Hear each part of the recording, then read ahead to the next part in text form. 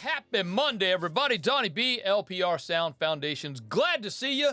Hopefully everybody's doing well. Today, I got something special for you.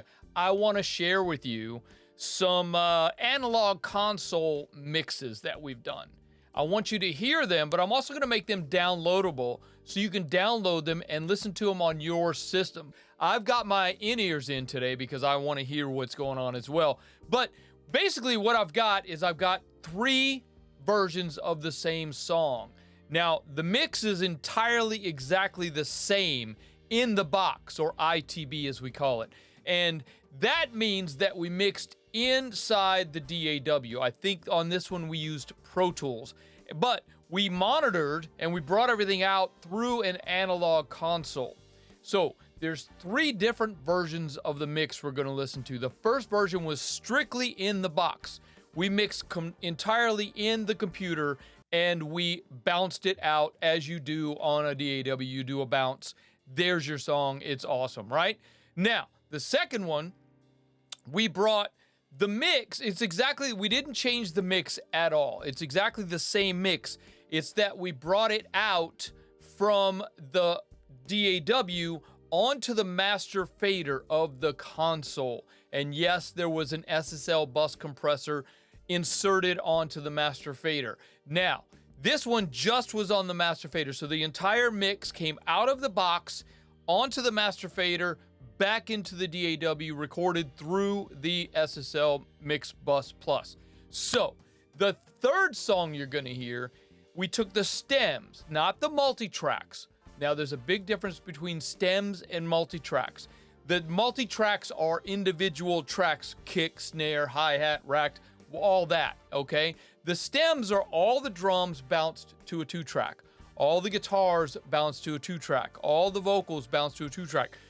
And so on and so on. We ran those stems through the analog mix bus, all at 0 dB, so all the faders were at 0, and we just ran the audio through the mix bus, into the master bus, through the mix bus compressor, then back into the DAW.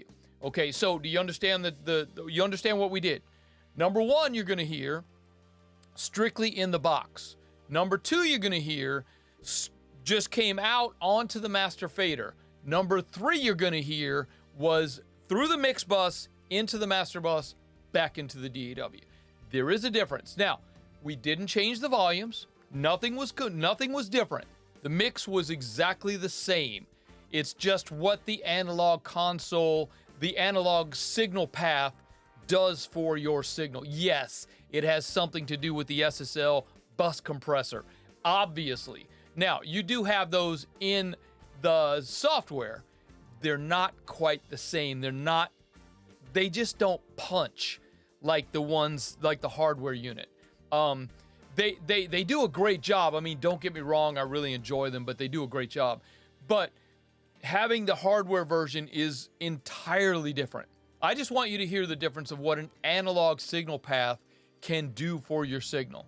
So if you guys are ready, I'm gonna press play. It's just running through the system. And so it's on YouTube and you kind of can't really feel it. So I am gonna make these downloadable so where you can download the zip file, and 1, 2, and 3 are explained on the thing. And you'll be able to run it through your system. If you got a studio, great. If you got headphones, awesome. If you're just listening on your phone, you might not be able to hear a huge difference, but you will hear a difference. So if you're ready to go, let's take a listen to number 1.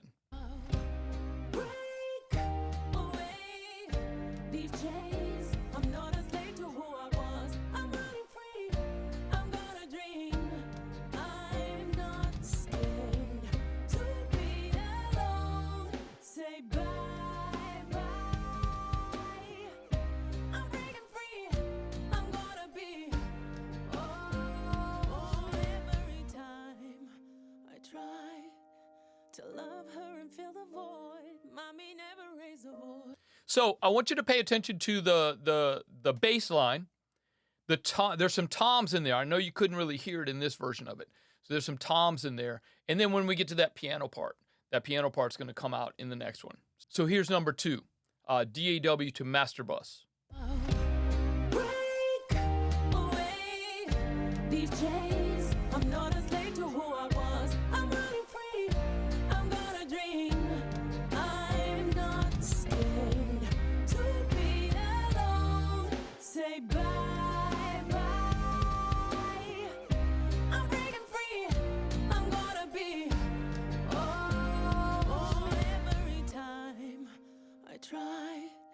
to love her and fill the void. Mommy never raised a voice.